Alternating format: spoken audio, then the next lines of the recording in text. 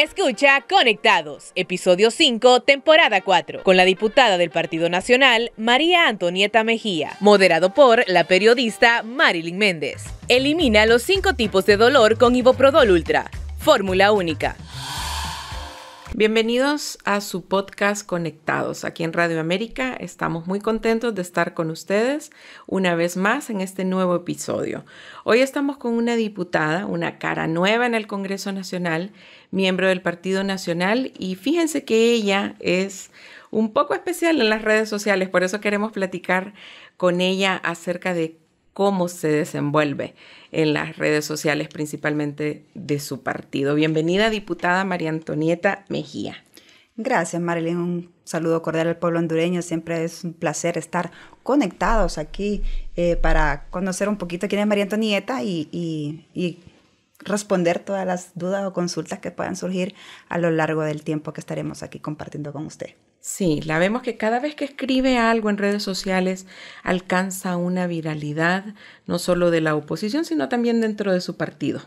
Sí, mire, pues gracias a Dios hemos alcanzado esa buena recepción en cuanto a redes sociales se trata, porque la gente está interesada en conocer el sentir y el pensar.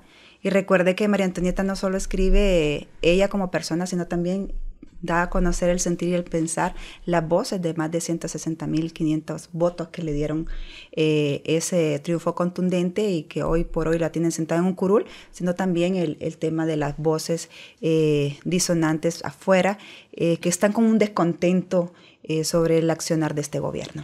¿Qué tan difícil es hacer oposición en el Congreso Nacional?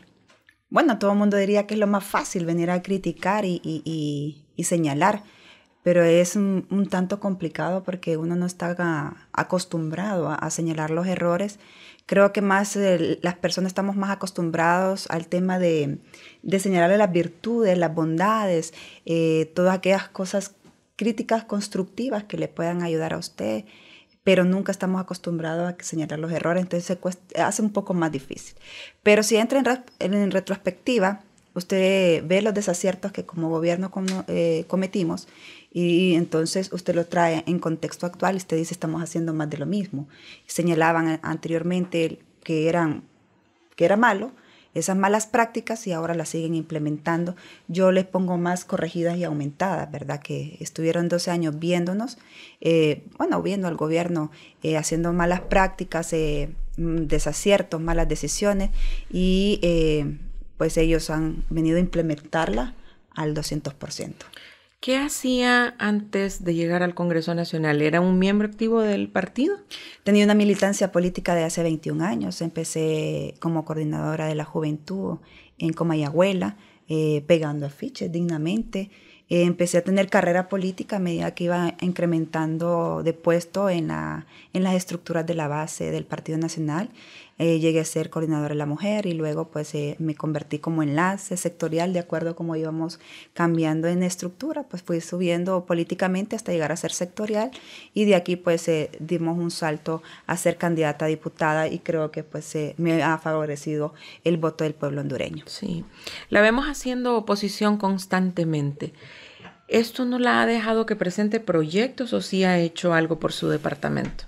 Bueno, proyectos he podido lograr presentar. Siempre he sido una persona bastante responsable con mi trabajo.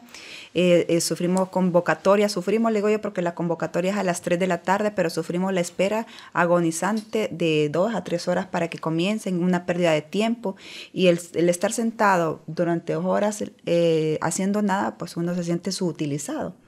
Pero he tratado de llegar hasta el último momento en todas las reuniones y siempre se cede los espacios, aunque sea a medianoche, pero hacemos lo poco mucho que podemos hacer en oposición es presentación de proyectos de ley muy buenos, pero que lamentablemente son engavetados en el cielo de los justos, no han sido turnados a comisión y pues lamentablemente quien pierde es el pueblo hondureño. Sí, o sea que de lo que ha presentado no ha pasado nada. Ningún proyecto de ley y creo que es lamentable porque ahorita en la situación que estamos le puede venir a beneficiar mucho el tema de educación, el tema de salud, el tema de infraestructura, pero que lamentablemente el pueblo hondureño no ha tenido a bien por lo menos los que dirigen de forma ilegal el Congreso Nacional, no han tenido esa venia y esa voluntad de hacer las cosas diferentes y darle la misma cobertura a todos los que estamos ahí, fuerzas representadas, para que el pueblo hondureño disfrute de los proyectos de ley que le vayan en beneficio a su comunidad, a su departamento. En Francisco Morazán, lamentablemente, pues nos ha quedado únicamente que de nuestros recursos ayudarle al pueblo hondureño, ya que hoy por hoy tenemos un índice de desempleo que coronamos a nivel de la región y que lamentablemente pues este gobierno no ha incrementado, ni siquiera ha puesto una política pública para poder generar un tan solo empleo. Al contrario, ha generado el desempleo masivo. Sí, ¿y qué estaría pasando con la Junta Directiva? Porque también a una diputada, pero del Partido Liberal, nos comentaba que de 10 proyectos que ha presentado, tampoco ninguno se ha tomado en cuenta. Mire, el tema de la Junta Directiva ilegal es que no tienen como un plan estratégico de dónde quieren llevar o la ruta a seguir en cuanto al accionar del Congreso Nacional. Ellos caminan peor que los bomberos, porque los bomberos por lo menos apagan fuego. Ellos ni fuego apagan, porque no saben exactamente qué tienen que hacer. Y hoy lo que vemos es un Congreso Nacional que aparte es ilegal, es improvisado. No construyen una agenda propositiva, solo traemos y discutimos y perdemos el tiempo en proyectos que manda el Ejecutivo. Nos desgastamos como fuerzas representadas ahí y incorporan, no es por menospreciar a otros proyectos de ley, pero que no son sustanciosos para poderle paliar los problemas estructurales del pueblo hondureño, como el día del pastel, el día de la baleada, el día del mango.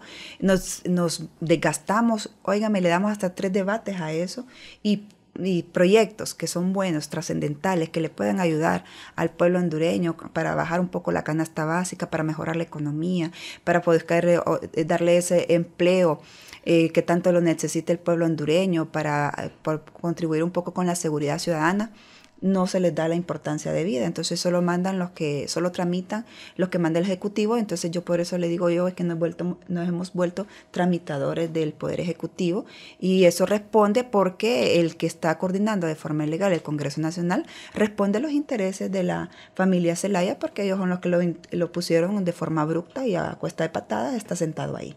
Sí, recordando ese inicio de sesiones hace año y medio, pues usted fue de las diputadas que se fueron para Bosques de Zambrano, ¿verdad? Que se fue toda la bancada. ¿Cómo revertir todo esto? Ya el próximo año, pues, no la presidencia, pero sí la Junta Directiva se va a renovar. Sí, definitivamente que la presidencia ya no tiene revés. Aunque todo lo que se hace en derecho también se destruye de igual manera, pero lamentamos que se haya iniciado mal el Congreso Nacional cuando, por lo menos en la bancada del Partido Nacional, la mitad es nueva generación, es nueva representación, está por primera vez y nos llevamos un sinsabor con el tema de este Congreso, porque siendo oposición y teniendo un presidente ilegal que quiere imponerse a que hagan su santa voluntad sabiendo que está actuando de forma errada, pues es bastante complicado, uno lo ve cuesta arriba. Esperamos a ver si tienen la voluntad de renovar lo que es la junta directiva, que creo yo que no se va a dar, pero vamos a ver qué sucede, porque aquí estamos llenos de ilegalidades y creería yo que no está totalmente homologada el Congreso Nacional para tomar buenas decisiones. Sí. Bueno, hablando un poco del Partido Nacional, me dice que la mayoría de diputados son nuevos. Tenemos una representación en la bancada de 22 diputados nuevos, es que es casi más de la mitad, porque somos 43 y somos 22 nuevos. Creo que eso le da una imagen más fresca, más renovada, transformada también y con distintas maneras de pensar, y creo que nos ha ido muy bien como bancada de oposición. Hemos levantado el Partido Nacional. Recuerde que no todo el mundo está preparado para perder. Tenemos que tener un lapso de resiliencia para poder analizar qué nos hizo perder y cómo nosotros podemos volvernos a levantar con buenas propuestas y discursos claros y contundentes, no medidas populistas, sino más bien con un buen discurso, con una buena oratoria, pero sobre todo con un buen plan de visión de país. ¿Y cómo hacen para manejar esos insultos de otros compañeros de otras bancadas cuando mencionan narcodictadura por 12 años, corruptos, narcotraficantes? Hasta eso han llegado a decirles ahí. Bueno, mire, nosotros al principio sí nos sentíamos un tanto molestos porque nos echaban a todos en el mismo saco. Pues no vamos a desmeritar que en el Partido Nacional han habido, como en las familias hondureñas, malos hijos. Siempre que se portan mal y siempre hay ovejas negras en la familia y en los partidos no es la excepción y en el Partido Nacional tampoco. Entonces, que lo generalicen el concepto, pues sí molestaba bastante, pero creo que a lo largo de este tiempo hemos agarrado roncha, les digo yo, que ya no nos pegan los insultos porque los argumentos se le han ido acabando. Entonces ellos se escudan en las excusas porque no lo han podido resolver problemas estructurales de país y se han quedado cortos, al contrario, solo son pretextos, solo son excusas, solo son señalamientos, pero no hay una solución completa, una solución eficaz, una solución permisible que el pueblo hondureño lo perciba de esa manera. No hay. Usted ha visto que en los gobiernos anteriores se hablaba mucho de la seguridad ciudadana. Usted tenía el famoso programa Actívate, que salía en la bicicleta, salían a correr sin problema alguno y sin miedo alguno, y eso pues ¿qué le indicaba? Que teníamos una buena seguridad ciudadana resguardada, que le daba la oportunidad a usted caminar libremente o por lo menos hacer sus actividades en los parques, en los barrios y colonias, en las calles. Usted viste que se miraban los fines de semana los ciclistas que iban, o sea, teníamos por lo menos un tanto de respiro en cuanto a la seguridad ciudadana, y hoy por hoy no vemos nada de eso. Al contrario, los ciclistas ya no salen. Nadie, no mira usted mucho que gente que va a correr por el miedo de estar asaltados, por el miedo de hasta que le puedan quitar la vida. Esas son de las malas decisiones que este gobierno ha tomado en temas de seguridad ciudadana. Usted ya vio en el mes de junio, el mes más sangriento.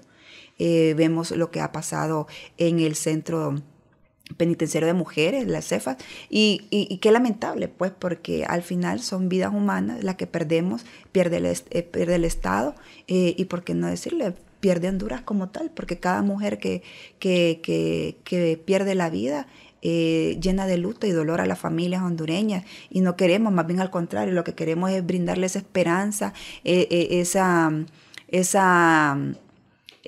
imaginación al pueblo hondureño de decirle, hey, las cosas están cambiando, ya no más muertes, sino más bien más cuadernos, más lápices, más libros para los centros educativos, ya no más pérdidas de vidas humanas, sino más bien un mejor sistema de salud. Pero lamentablemente pues todo se ha quedado en sueños y en malas promesas de campaña. La presidenta Castro y su gabinete mencionan que hay un cerco mediático, pero también a lo que ellos llaman oligarquía que no los deja gobernar. Bueno, mire, es que ellos son como doble moral, porque al final cerco mediático, ellos lo propician. Usted ve todo el engranaje ejecutivo, la presidenta dice algo y sienten que la crítica va contra ella y sale todo el cerco mediático del Poder Ejecutivo, salen sus ministros en defensa, pero no defienden como tal la política que puede implementar para beneficio del pueblo hondureño. Más bien salen a defender lo indefendible porque no ha hecho nada. Y no lo dice la oposición, lo dice el pueblo, el ciudadano de a pie que lo vive diariamente, que tiene miedo de salir de su casa, que no tiene empleo, que le cuesta llevar el sustento a su casa porque hay días que come, días que no come, porque tenemos una economía bastante frágil, no hay oportunidad de empleo y los pocos que hay, cualquiera lo cuida. Entonces, en este sentido, pues yo creería que más bien se está haciendo desde el lado del oficialismo. Ellos han entrado en una discusión estéril, gobierno versus empresa. Si la empresa privada en la actualidad es la que le genera a usted oportunidad de empleo, entonces el Estado, como no es empleador, tiene que generar condiciones para atraer la inversión. Y eso es lo que no se está haciendo aquí. Más bien, somos un país poco competitivo porque no tenemos la mejor educación. No, se está peleando, hay una clase, hay como una estrategia o una política mediática de destruir la empresa privada ¿para qué? Para generar mayor desempleo y que entonces todos los desempleados seamos dependientes del gobierno. Eso es lo que pasa bastante en Cuba. Entonces, ¿qué es lo que hacen? Hacen las grandes filas en los supermercados esperando la ración de comida que le mande el gobierno, dependiendo del gobierno. Eso es lo que quiere el gobierno actual, generar más pobreza para seguir dependiente del gobierno y quedarse ellos en el poder. Ahí lo tienen, un espejo, mírense al futuro. El futuro es Cuba, Venezuela y Nicaragua, en estos países radicales de izquierda que no tienen la intención de gobernar para salir adelante el país, sino más bien para perpetuarse y quedarse bien ellos como familia, como yo les digo sus dientes, sus parientes, su gente y sus residentes no existen. Entonces, solo quieren gobernar para ellos. Entonces, en ese sentido, creo que el circo mediático o el cerco mediático, yo le digo más circo, lo estamos viendo desde el oficialismo, que todavía no les ha caído el 20, que ahora son gobierno y que son ellos los que tienen que darle respuesta a los problemas estructurales, porque para eso se hicieron elegir. ¿Por qué? Porque le dieron contundentemente el triunfo a la presidenta Xiomara para que tomara a bien administrar la hacienda pública. Entonces, agarrar los dineros que dicen que no se roban, pero que a la larga también es corrupción porque no lo pasan al destino final donde tiene que darse. Hay un presupuesto para educación, una baja ejecución. Entonces, la pregunta es, ¿qué hacen con el dinero? ¿Por qué lo guardan tanto? Si hay tanta necesidad afuera, ¿por qué no construimos y reparamos las escuelas actuales? ¿Por qué no dotamos de escritorios? ¿Por qué no dotamos de útiles escolares a los niños? No vemos, al contrario, más bien se ha retraído la matrícula escolar. No cumplimos con los días de clase. Vemos tomas todos los días por X, Y de razón, pero la gente es entendible, está cansada porque no siente que este gobierno le da una respuesta a su problema, a su necesidad. Y ojo con esto, le vendió la varita mágica de que ellos tenían solución a todos los problemas estructurales. Dijeron en temas de salud que iban a convertir el centro cívico como el más grande de la región y sigue siendo centro cívico. Y quienes están son burócratas del poder ejecutivo y adicional a eso lo utilizan para sus fiestas, para sus actividades políticas, pero lo que menos lo usan es para trabajar. Entonces creo que este gobierno ha sido bastante incoherente en cuanto a quién es lo mediático y quién sabotea a quién, porque creemos que más bien el gobierno actual sabotea a la sociedad hondureña. Elimina los 5 tipos de dolor con Iboprodol Ultra. Fórmula única. Sí. Venimos de 12 años de gobiernos nacionalistas, de su partido, y usted mencionaba hace poco, este gobierno no hay salud, no hay educación. ¿Dónde quedó? ¿Cómo dejó el Partido Nacional? ¿Qué fue lo que ellos encontraron? Bueno, mire, profundizarle en el tema tal vez no puedo porque no conocía a profundidad el presupuesto de salud ni quién lo ejecutaba, pero sí puedo hacer un comparativo así como bastante rapidito, es que por lo menos no carecía de tantos medicamentos que hoy padece. ¿Por qué? Porque en aquel momento las autoridades sí analizaron que tal vez había una traba en la ley de contratación del Estado y que por eso le buscaron una salida alterna como para poder decir, bueno, hay una limitante en la ley de contratación, pero no podemos retrasar el abastecimiento de medicamentos. Vamos a crear un fideicomiso que haga más ágil el procedimiento para la compra de medicamentos. Y nunca vimos un desabastecimiento tan visceral como lo estamos viendo ahora. Pero tampoco vimos colectivos del Partido Nacional, porque no tenemos colectivos tomándose de forma inapropiada con el uso de la fuerza los centros de salud, prohibiéndole al ciudadano de pie, aquel que viene tierrita adentro, a que tenga su atención primaria. Eso nunca lo vimos en el gobierno y eso es parte de las autoridades que mantienen un orden, por un lado, y por el otro, el fideicomiso fue rentable, no padecieron de desabastecimiento y que lamentablemente aquí lo satanizaron y que hoy por hoy lo están aclamando, porque las compras, las licitaciones tienen un tiempo de 9 meses en su adjudicación y en su proceso, y eso no lo vieron, porque como vendieron medidas populistas y dijeron que los fideicomisos eran lo más malo del mundo, hoy por hoy tienen el que pagó los platos rotos de esa mala decisión fue el pueblo hondureño, que se aqueja y adolece de la falta de medicamentos hoy en los hospitales y la carencia no solo de medicamentos, la carencia también de médicos para la atención, porque ahora están sobrecargados. Y usted ve la infraestructura, nunca ha sido la ideal, pero está peor todavía, porque ahora hasta los ascensores no sirven. Usted ve una imagen que recorrió en menos de 24 horas, médicos bajando de la escalera con el enfermo de cuidado intensivo con mascarilla, usando su fuerza. Eran como 4 o 5 médicos, o sea, eso nunca lo habíamos visto en los gobiernos anteriores. Entonces, creo que sí hay que hacer como el comparativo de qué es lo que estamos haciendo bien, qué es lo que estamos haciendo mal, porque es el momento. Todavía tiene este gobierno 2 años, 4 meses que le quedan para reivindicarse con la sociedad, para reivindicarse con el pueblo hondureño que le dio ese voto de confianza, que pensó que las cosas iban a ser diferentes. Todavía es tiempo, pero si tienen voluntad de gobernar para Honduras, no para la familia, no para un partido en particular, sino que para Honduras. Sí, en año y medio que tienen ya de gobernar, ¿cree que hay desencanto en la población?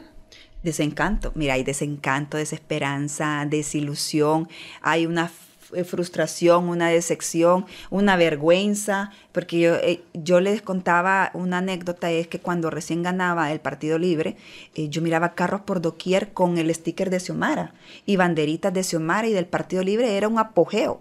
Ahora usted, raro y contado que usted encuentre una banderita del Partido Libre o que encuentre un carro que dice Xiomara, porque la gente no solo está arrepentida de haberle dado el voto, se avergüenza. ¿Por qué? Porque no han hecho absolutamente nada, han sido tan inútiles que no quieren reconocer y que no se le ha podido responder a los problemas estructurales, ni una promesa de campaña le han dado. Mire, dijeron que iban a vender el avión presidencial y andan rodeando en ellos. Dijeron que iban a quitar los peajes. Usted pasa todos los días, allá vaya a Comayagua. Usted pasa peaje, ahí nomás en Zambrano. Entonces, promesas de campaña, que puede hacerlo, no lo hizo, no lo ha hecho. Y en 2 años, 4 meses, pues yo esperaría que por lo menos traiga la CIS. Si eso no le está costando nada, porque ellos no van a poner el dinero, van a dejar que sea independiente, que no van a incurrir en ningún gasto, más bien al contrario, la contratación va a ser por parte de ellos. Yo esperaría que por lo menos mínimo esa se corone, con una que cumpla en esa tan trascendental y que era punta de lanza de su campaña, debería de traerla, y con eso creo que el pueblo hondureño se sentiría complacido. No obstante, lo demás están aplazados. Sí, hablando de la Sisi, el último inconveniente que tuvieron con la ONU, ¿cree usted que después de la molestia que les ha causado que la representante de la ONU apareciera en una conferencia con la coordinadora del CNA, ¿usted cree que va a venir la Sisi con eso? No, yo le dije goodbye desde ayer a la Sisi, no, definitivamente que ya no viene. Yo le he venido diciendo que no hay voluntad política de traer la Sisi, porque el agua ya le llegó al cuello a este partido de gobierno que ha hecho tan desastrosas las cosas y que hoy pues está sumergida a Honduras en un abismo que no sale ni a flote. Y en el caso particular no lo va a traer, porque mire, yo les digo, el primer acto de ilegalidad que hizo la presidenta Xiomara, aún sin tomar posesión de su cargo, fue la injerencia entre los poderes del Estado, llamando a sus colectivos a una vigilia a los bajos del Congreso para coaccionar y meter miedo. Porque hay que reconocer que el Partido Libre así nació, en las calles, dañando propiedad privada, haciendo uso de la fuerza, la violencia y la destrucción masiva. Tienen un ADN incendiario y eso nadie se los quita. Y en el caso particular, ahorita, que usted ve, la presidenta Xiomara no ha tenido voluntad. Hizo su primer acto de corrupción con la injerencia de los poderes. Puso de forma abrupta, involuntaria e ilegal a Luis Redondo. Por eso Luis Redondo solo acepta proyectos del Poder Ejecutivo, porque responde, yo le digo que es a chichincle de él. Y en el caso particular del pacto de impunidad, ese proyecto de ley lo mandó la presidenta Xiomara Castro de Zelaya a que fuera aprobado por un Congreso ilegal y usurpado los curules del Partido Nacional por los suplentes del Partido Libre, y ese es otro acto de corrupción. Y ella es ciega, sorda y muda, porque le conviene. ¿Por qué? Porque en ese pacto de impunidad, si ustedes lo pueden leer, en el artículo 4, clarito dice que le limpia todos los pecados y todos los delitos de corrupción a los funcionarios del 2006. que son el gobierno de su esposo, actual asesor, y por qué no decirle el que manda, y que ella solo repite. Entonces eso creo que sí le suma y le abona un poco más a las ilegalidades que han cometido y que se han estrenado. Y anuado a eso, pues recuerde que la Sisi, que por eso vino una misión exploratoria, es para ver el marco jurídico. Aquí le vendieron una cortina de humo al pueblo hondureño diciendo que con el proyecto de ley presentada por Hortensia Zelaya es que ya iba a venir la Sisi. No ocupaban una reforma constitucional para traerla, si la MASI vimos sin reforma, si solo querían voluntad para hacer las cosas. Solo que uno tiene que aprender de los errores del pasado y no volverlos a cometer. Por eso yo he venido diciendo que revisemos lo de la MASI, que fue lo que falló, que una de las cosas que falló en el convenio de la MASI fue la temporalidad, porque lo dijeron en 2 años. En 2 años se venció el plazo y no le volvieron a renovar el convenio.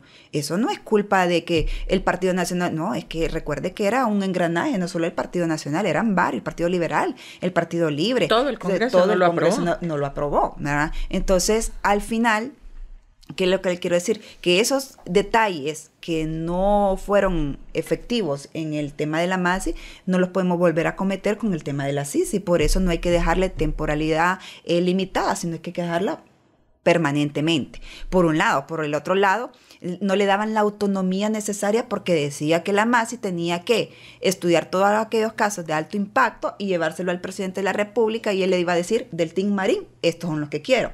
Y bajo esa misma circunstancia, poner la Sisi, estamos haciendo más de lo mismo. Entonces no hay independencia, no hay autonomía. Aparte el financiamiento lo daba una parte el gobierno y otra parte la Organización de las Naciones Unidas. Entonces, ¿qué eso? Limitaba, porque ya usted, dependiendo económicamente de una persona o de una institución o de un gobierno, entonces me pongo los moños, no le paso y la limito. Entonces, todos esos errores que se cometieron con el tema de la MASI, podemos enmendarlo con el tema de la Sisi, pero no hay voluntad política, no hay voluntad. La señora solo ha sido intercambio de notas y comunicados y fin de la historia. Algo tangible y palpable no es, porque la misión exploratoria surge de las cartas de entendimiento que se han estado mandando y cruzando de comunicado 1, comunicado 2, pero realmente no hemos ni terminado la primera fase que conlleva para la instalación de una Sisi. Entonces, ahorita es un procedimiento más, una acción más para poder ver si va a ser viable o no.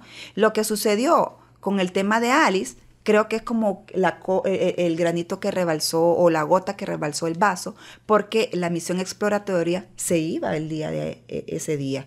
Me imagino que hubo una retroalimentación, no les gustó algo al gobierno y justo sale Alice apoyando moralmente a una mujer, apoyando a una mujer que yo no le veo absolutamente nada, pero ellos ya lo tergiversaron y ya lo vieron por relaciones diplomáticas como injerencia. Y bueno, usted sabe que ellos son, para extralimitar las cosas, son número 1. Entonces, en este caso, sí creería yo que hubo algo en la misión exploratoria y que detonó fue el acompañamiento que hizo Alice y no le gustó y ahí nomás aprovecharon y dijeron, esta es la buena excusa para zafarnos de la MASI. Así que goodbye MASI, no hay más MASI. Entonces lo veremos aquí en 2 años, que el pueblo hondureño sea sabio al momento ya de elegir nuevas autoridades, que ya no se deje llevar porque la consigna de este gobierno, de este partido que hoy no gobierna, era fuera Jo. No era el Partido Nacional, era el odio sembrado para Jo. Y con la intención de sacar a Jo, se llevaron de encuentro un buen candidato como lo es Papi a la Orden. Sí, ya vamos a hablar sobre su partido. La última pregunta acerca de la presidenta Xiomara Castro. Como mujer, ella es la primera presidenta en Honduras. ¿Hay algo que usted le pueda destacar en este año y medio que haya hecho bien? Sí, sí que ha mejorado mucho su imagen. Estéticamente, ¿no? La felicito por eso, la ha hecho muy bien. Lo que pasa es que aquí hay 2 cosas diferentes. Mire, hay gente que dice que es violencia política la que sufre la presidenta, y realmente no. Si se metió a ser presidenta, tiene que estar abierta a la crítica constructiva, a lo que está haciendo bien como presidenta. No la estamos atacando como mujer, no la estamos atacando como madre, como esposa, como hija. Le estamos atacando por las funciones que tiene la obligación, como se le da a la Constitución de la República, y no lo ha hecho. Entonces, sabemos que está mal asesorada en el tema de tomar las riendas del país. No la miramos. Si usted se fija, la ponen a hacer lecturas.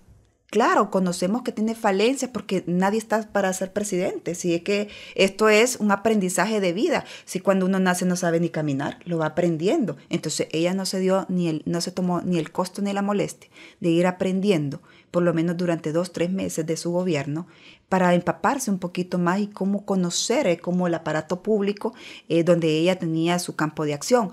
Pero no, dejó que sus asesores, sus hijos, si usted ve, pasa acompañada de sus hijos, de su asesor, no se le despega. Malos, por cierto, porque hasta el día de hoy el pueblo resiente que no miran a una presidenta visible por Twitter, y sabemos que ella ni siquiera ella agarra el Twitter. Ni siquiera sabe qué es la herramienta. Porque recuerden ustedes el año pasado, el primer Twitter que lanzó fue que estaba jugando en una app del teléfono. Entonces, creemos, porque dice que se lo prestó al nieto. Entonces, si se lo prestó al nieto, se lo presta al hijo. Si se lo presta al hijo, se lo presta al esposo. Entonces, ¿cuándo ella va a agarrar su teléfono y cuándo ella va a agarrar las riendas del país que tanto mérito le han hecho de que una mujer sea presidenta? Pero yo más bien creo que las mujeres más queremos que corra el tiempo, precisamente porque estamos avergonzadas del accionar de como presidenta ha dejado mucho que desear. Entonces nos limita a las demás mujeres que participamos en política querer aspirar a eso, porque entonces en la sociedad estamos dejando un mal precedente. Entonces van a decir, no, porque como es mujer y ya tuvimos una mujer presidenta que no dio el ancho, esta tampoco, entonces ya nos deja un mal precedente. Pero como le digo, yo estoy esperanzada que en 2 años, 4 meses, ella despierte, ella pueda ver su teléfono, ella pueda, aunque sea se equivoque. Mire, los errores ortográficos cualquiera los tiene, los errores en cámara cualquiera los tiene, pero si no se equivoca, si no lo puede cometer por ella misma, jamás lo va a aprender. Entonces déjenla gobernar, suéltenla, déjenla que sea ella, que ella se equivoque, la vamos a acompañar si se equivoca, pero que sea ella, no que sea el marido, no que sean los hijos los que están gobernando y se están empoderando más del aparato público y dejando en la vergüenza a la señora Xiomara Castro de Zelaya. Sí. Mencionaba que el fuera Jo hizo que perdiera un buen candidato como el exalcalde capitalino. Ya el próximo año viene la política. ¿Están acuerpándolo ya, pensando en trabajar con él? Bueno, consideramos y lo hemos visto, ¿verdad? Tanta falta nos hace un alcalde en Tegucigalpa, porque hasta el día de hoy no sabemos qué es tener un alcalde. Llevan sobre 2 años, 18 meses. Está visto que antes le decían a Tito concreto, pero por lo menos teníamos concreto. Hoy ni concreto tenemos, ¿verdad? Hoy no tenemos absolutamente años. Hoy sí tenemos hoyos por doquier. No miramos actividad por parte de este alcalde, por eso decimos que extrañamos mucho a Papi. Y en el caso particular, si vimos todo lo que podía hacer Papi con obras, porque él lo que mostró fue con trabajo. No anduvo en política, no anduvo haciendo campañas. Usted ve cada puente que construía y terminaba, nunca lo inauguró. Y eso denota que no tiene tiempo para botar el dinero en inauguraciones, sino más bien al contrario.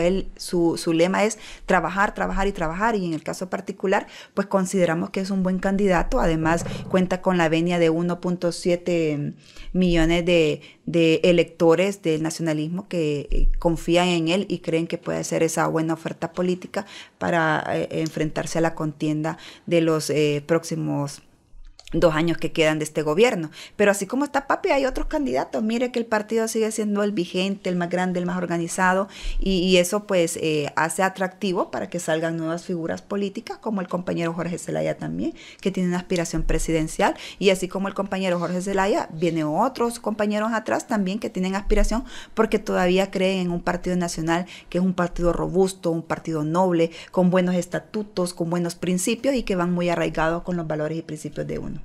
Sí, pero bueno, hay muchos señalamientos. El expresidente está a punto de iniciar un juicio en Estados Unidos. ¿No les ha afectado esto? No, mire, como toda familia, se lo dije en el mensaje anterior, en mi intervención, hay ovejas negras y malas acciones que se cometen por parte. Si somos humanos, cometemos errores. Perfecto solo está Dios. Se cometieron exabruptos en el gobierno del expresidente Hernández. Consideramos que fueron a título personal, no a título institucional. Las instituciones no delinquen, quienes delinquen son los funcionarios que en el mal y en el abuso de su investidura pues se benefician para ellos mismos, y lo que hemos visto. Todavía sigue el proceso del expresidente Hernández. Más como militante del partido, como diputada del Partido Nacional, le deseamos que tenga un proceso justo y que si la Fiscalía tiene pruebas contundentes para condenarlo, lo que queremos es que ya no dilaten más el proceso, y si la defensora tiene pruebas contundentes para comprobar su inocencia, pues que se le lleve a cabo el juicio de forma pronta, porque nos tienen en este estire y encoge. Entonces nos tienen en esa zozobra que será culpable de ser inocente, culpable, inocente. Entonces a uno se crean expectativas como será geopolítico, que por eso el Departamento de Estados Unidos no quiere que se lleve en tiempo y forma, cuál es la carta que se va a jugar después. Entonces se crean muchas nebulosas en el ambiente, mucha suspicacia, pero como partido no nos perjudica, porque nosotros estamos en el entendido que él está llevando su proceso y que será condenado, será inocente, eso lo dedicará el juez. Nosotros seguimos trabajando para levantar el Partido Nacional, para hacer esa nueva oferta política, para brindarle al pueblo hondureño de que las nuevas personas, las nuevas generaciones, estamos pensando en la renovación y en la transformación del partido, que le vamos a dar esas caras frescas que necesita, y por qué no decirlo, así unas reformas estructurales a los estatutos que hay que actualizarlo, porque ya datan de mucho tiempo atrás, y más bien hay que abrir oportunidades a la juventud, que la juventud ahora, usted sabe que es la nueva generación de Honduras, y hay que pensar en ellos, y por qué no darles una oportunidad también para que los jóvenes tengan una representación en el Congreso Nacional, que sería muy provechoso, porque ahora nosotros más bien vamos dejando un pie afuera, y más bien tenemos que atraer esa nueva generación de políticos que le ayuden al pueblo hondureño a desarrollarse y a fortalecerse. Sí, el oficialismo dice que ese juicio en Nueva York va a ser la lápida del Partido Nacional. ¿Qué cree? No, que es que ellos sueñan porque el partido desaparezca, pero vamos a seguir siendo esa oposición, ese partido fuerte, organizado, el más grande de Centroamérica. El azul no está pintado, el azul representa patria, Dios, familia, representa principios y valores. El Partido Nacional está más fuerte que nunca y está más vivo. Tiene la oposición más grande en el Congreso Nacional, tiene más de 142 alcaldes, ¿qué le puedo decir? De 298 alcaldes tenemos la mayor representación. Eso le dice mucho. Tenemos un partido vivo, vibrante, organizado, pero sobre todo disciplinado. Que la oposición nos tenga miedo, pues nosotros entendemos, porque ellos todavía no conocen lo que es un partido organizado, todavía caminan como hormiguitas, disparados y jalando agua para su molino, pero en el Partido Nacional somos bastante disciplinados, bastante organizados, pero tenemos una formación de militantes profesionales, con ética, y como le digo yo, queremos pues ser nuevamente esa fuerza política, pero no, sabemos que sí, el expresidente Hernández lleva su juicio y se mencionan muchos nombres, estamos abiertos, sabemos que va a pasar, sabemos que van a salir un montón de nombres, pero eso le va a ayudar al partido, se depura solo, ¿verdad? Entonces, más bien nos va a ayudar el juicio del expresidente Hernández. Si se empiezan a mencionar nombres, entonces, mire, se empieza a depurar el partido. Y así que, así nomás se va depurando el partido y le vamos dando entrada mejor a caras nuevas, a la nueva generación, a la juventud y, por qué no decirlo, a las mujeres. Hoy por hoy somos el 52% de la población y podemos dar un giro de 180. ¿Quién no ha dicho que nosotros como Partido Nacional también lancemos una mujer candidata, que también renueve, que también le dé? Porque recuerde que la democracia de Honduras solo hemos visto hombres. Hasta ahora hemos visto una mujer que no ha podido, está como la tortuga que quiere asomar la cabeza, pero no la dejan. Pero creemos y estamos 100% seguras de que las mujeres sí pueden tomar ese rol preponderante como es la presidencia de la República. Sí, bueno, y el expresidente Porfirio Lobo Sosa mencionó en un programa de Radio América que es la oportunidad de darle la presidencia del comité a una mujer. Ahí hay un montón de mujeres guapas, dijo él. ¿Se sintió aludida usted o alguna de sus compañeras en el Congreso? ¿Por lo de guapa? Ajá. Ah, bueno, pero lo de guapa hay un montón. Definitivamente que en el Partido Nacional hay muchas mujeres hermosas. inteligentes, capaz, beligerantes, y tengo compañeras también en el Congreso Nacional, pero por qué no decirlo, afuera también, en la base también hay muchas mujeres que han venido desde abajo y también tienen beligerancia, tienen una hermosura, pero más allá de lo físico es la hermosura interna, que ese es el don de servicio, que creo que sí, hay un montón de mujeres que pueden optar a ese cargo una vez que el presidente David Chávez termine su periodo, tal como lo establecen los estatutos. Quizás entonces podamos ver en el comité a una mujer. Ya la han tenido. Sí, tuvimos a doña Gladys Aurora, una mujer también beligerante dentro del Congreso Nacional y también, por qué no decirlo, dentro del Comité Central. Sí creo que pueda surgir la nueva propuesta de que una mujer tome el rol del Comité Central, ¿por qué no? Sí, más bien son desafíos que como mujer en este campo político debemos aprender a superar las barreras y decir, pues, si podemos, claro que podemos las mujeres, y si no, pues catapultar a otra para que siga subiendo y eliminar esas brechas de desigualdad en tema político. Sí. Ya concluyendo, diputada, ¿se siente orgullosa de ser nacionalista usted? Totalmente, 100%. ¿No le da pena? No, la pena solo para robar se ocupa, me enseñaron en mi casa, y estas manos siguen limpias, no ha robado, que se preocupe el banco, que es al que le debo, ¿verdad? Pero absolutamente sigo limpia, no agacharé mi cabeza, llevo con mucho orgullo al Partido Nacional, la estrella solitaria, porque sus principios, sus estatutos están muy arraigados con los valores y principios de familia y que acompañaremos siempre en beneficio de la vida, de la sociedad, la defensa del libre mercado y, ¿por qué no decirlo? Los principios de la humanidad cristiana siempre deben de prevalecer. Y sin Dios no somos nada, ocupamos una patria fortalecida, pero para que esta patria esté fortalecida debemos de fortalecer la familia sin dejarla a un lado, y nosotros somos defensores de la familia. Sí, mi última pregunta, el diputado Luis Redondo dijo, ustedes malcriadas, que solo gritando pasa, y estaba la bancada del Partido Liberal y ustedes. ¿Era usted una de las dos diputadas que él llamó malcriadas? Sí, y no me da pena, porque si no soy yo quien pelea mi derecho como mujer de levantar la voz para pedir que se me dé el uso de la palabra para intervenir en un tema, voy a seguir siendo malcriada las veces que sea necesario y lo voy a llevar con orgullo. No es insulto para mí, al contrario. Derecho que no se pelea se pierde, y mi derecho que me dio el pueblo hondureño, 160,500 votos, era para que yo fuera a elevar la voz. Y si a mí me van a coartar la libertad de expresión, se la están coartando a 60,500 votos. Y no voy a callar por ellos. Voy a seguir siempre siendo gritona, malcriada, prepotente, como quieran llamarlo, la posición más férrea que van a tener aquí de frente. Porque las mujeres estamos cansadas del atropellamiento de nuestros derechos que se nos da por parte de un hombre. No vamos a permitir que el que está sentado de forma ilegal en esa silla tenga aires de grandeza y violentarnos el derecho que la ley nos da, pero sobre todo el pueblo hondureño los tiene ahí sentados. Así que se preocupe Luis Redondo, ¿verdad? Porque así como hay María Antonieta para rato, atrás de María Antonieta hay más mujeres que van a pelear el derecho de levantar su voz, de no callar, porque al final, si no peleo mi derecho como mujer, no pude pelear el derecho de la mujer ajena. Entonces necesitamos que todas las mujeres no callemos, levantemos la voz y peleemos nuestros derechos que como mujer tenemos, porque para eso la Constitución de la República nos da esa libertad de hacerlo. ¿Y la otra diputada malcriada, según Redondo, quién es? La compañera Merari Díaz. Sí, pero mire, como le digo yo, esto son lecciones aprendidas. Creo que él se decidió sentarse en una silla de forma ilegal.